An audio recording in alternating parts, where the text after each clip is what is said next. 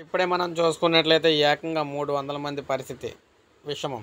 Food poison అయ్యి 300 మంది శ్రీ చైతన్య విద్యార్థులకు అస్వస్థత.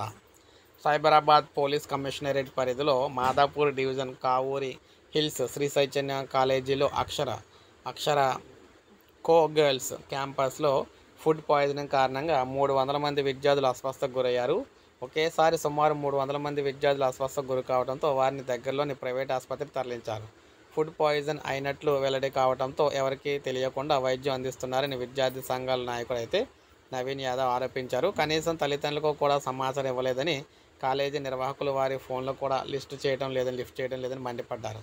విద్యార్థులకు మెరుగైన వైద్య చికిత్స అందించాలని, లేదంటే కాలేజీలోనే ముట్టడిస్తామని హెచ్చరించారు. చైతన్య కాలేజీలో ఇలాంటి సంఘటనలు మామూలుగా మారాయని, ఫుడ్ సేఫ్టీ అధికారులు తరచూ తనిఖీలు చేయాలని అన్నారు.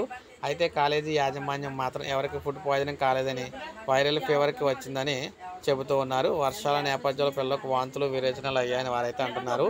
అయితే విద్యార్థులు ఆందోళన అయితే చెందుతూ ఉన్నారన్నమాట. సో ఈ విధంగా చూసుకుంటే ఘోర ప్రమాదం సంబంధించింది ఇప్పుడే మనకు అప్డేట్ వచ్చింది. ఒక లైక్ చేయండి, సబ్స్క్రైబ్ చేసుకోవద్దు, మన ఛానల్ సబ్స్క్రైబ్ చేసుకొని